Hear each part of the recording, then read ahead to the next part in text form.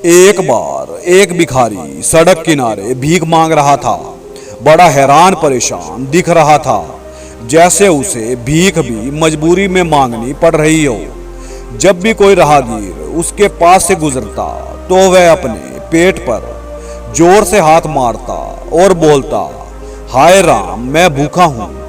पेट पर हाथ इतना जोरदार होता कि राहगीर बड़ी हैरानी से उस भिखारी को देखने लगता। ऊपर से उसका दयनीय चेहरा। फट से पैसे निकालकर उस भिखारी को हाथ में दे देता। परंतु वह भिखारी जिंदगी से परेशान आ चुका था, क्योंकि जीवन यापन के लिए उसे लोगों से भीख मांगनी पड़ती थी। दुखों का पहाड़ उसे अपने ऊपर टूटता हुआ महसूस होता था। बार बार आकाश की तरफ हाथ उठाकर दुआ करता कि भगवान, मेरी जिंदगी बदल दो। जिस सड़क के किनारे वह भीख मांगता था, उसी सड़क के किनारे थोड़ा हटकर एक शिविर का आयोजन हुआ। महात्मा बुद्ध खुद उस शिविर में आके उपदेश देने वाले थे। ये खबर जंगल में लगी आग की तरह फैल गई। उस शहर से और उसके आसपास के इलाकों से श्रद्धालुओं की भीड़ महात्मा बुद्ध के उपदेश सुनने और दर्शन के लिए आ रही थी। परंतु उस भिखारी का ध्यान अब भीख मांगने में कम, लोगों की भीड़ की तरफ ज्यादा था। भिखारी बड़े ध्यान से शिविर में जाने वाले लोगों के चेहरे देखता। उसे ऐसा महसूस होता कि शिविर में जाते समय लोगों के चेहरे उदास और चिंतित होते थे। उनके मुंह लटके हुए होते थे। परंतु जब वही लोग शिविर से महात्मा बुद्ध का उपदेश सुनकर वापिस आ रहे होते थे, तो उनके चेहरे पर खुशी व संतोष होता था।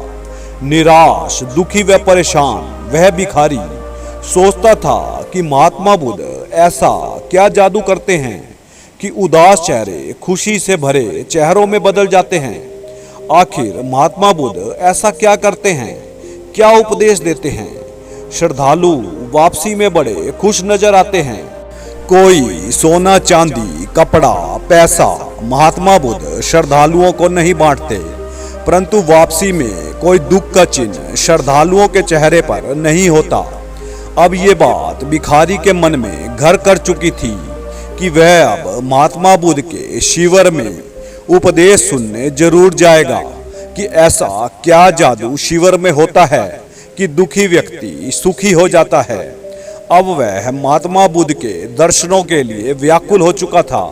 अब उसने पक्का निर्णय ले लिया कि वह नहा धोकर अच्छे कपड़े डालकर एक सभ्य इंसान की तरह महात्मा बुद्ध के पास जाएगा और उनके सामने खड़ा होकर अपने मन की व्यथा महात्मा बुद्ध को सुनाएगा।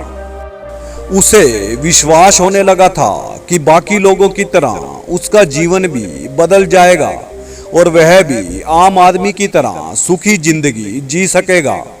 जैसा भिखारी के मन में था उसने वही किया। अपनी झोपड़ी में आके उसने अगली सुबह नहा धोकर अच्छे कपड़े डाले और महात्मा बुद्ध के शिविर की तरफ चल पड़ा। रास्ते में सड़क के किनारे और भिखारी भी सड़क पर बैठे भीख मांग रहे थे, परंतु कोई भिखारी भी उसे पहचान नहीं रहा था। उसका दिल आज खुद दान देने के लिए कर रहा था, परंतु वह भिखारी मन मारकर रह गया कि वह तो खुद भिखारी है और भारी मन से महात्मा बुद्ध के शिविर की तरफ चल पड़ा। शिविर बहुत बड़ा था, भीड़ भी बहुत थी। लंबी लंबी लाइनें महात्मा बुद्ध के दर्शनों और उपदेश सुनने के लिए लगी हुई थी।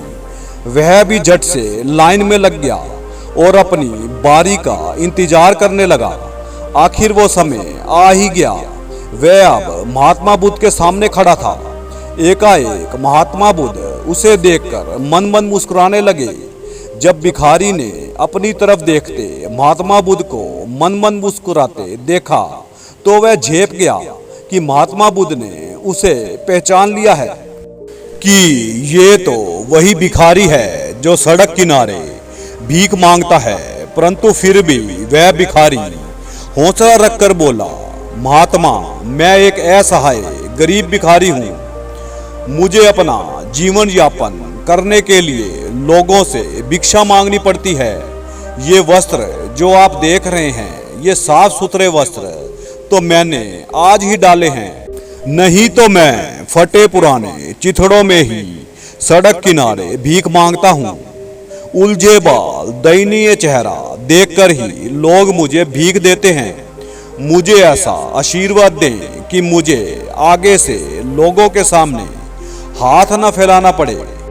भिखारी के मुख से इतना सुनकर महात्मा बुद्ध बोले, कौन कहता है कि तुम बेसहारा और गरीब हो? तुम्हारी बातों से लगता है कि तुमने कभी किसी को आज तक दान नहीं दिया। भिखारी हैरान था, महात्मा बुद्ध कैसे उसके मन की मंशा को जान गए हैं। तो वह भिखारी बोला, महात्मा, मैं खुद इस उलझन में हूँ। मैं खुद भिखारी होकर दान कैसे कर सकता हूँ, जबकि मैं खुद दूसरों की दी भीख पर आश्रित हूँ। महात्मा बुद्ध मन मन मुस्कुराए और उसके दोनों हाथ पकड़कर बोले, ये दोनों हाथ परमात्मा ने तुम्हें दूसरों की सेवा को भी तो दिए हैं। सेवा भी तो दान ही है। तुम अपने श्रम का दान जब दूसरों को दोगे तो तुम्हारा संशय खत्म हो जाएगा। मीठे बोल, शिक्षा का दान भी दान की श्रेणी में आते हैं। यहाँ तक कि पेड़ पौधों की सेवा करना भी सर्वश्रेष्ठ दान की श्रेणी में आता है।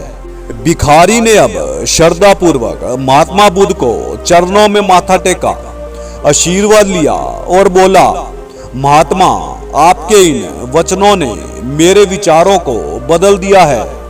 अब मैं सारी मुश्किलों से लड़ने को तैयार हूँ। और वापिस आकर उसी भीख मांगने वाली जगह पर बैठ गया। उसने पीछे देखा तो फूलों के पौधे मुरझाए हुए थे, वृक्षों के सूखे पत्ते इधर उधर फैले हुए थे। बिना देरी किए उसने सूखे पत्तों के ढेर लगा दिए।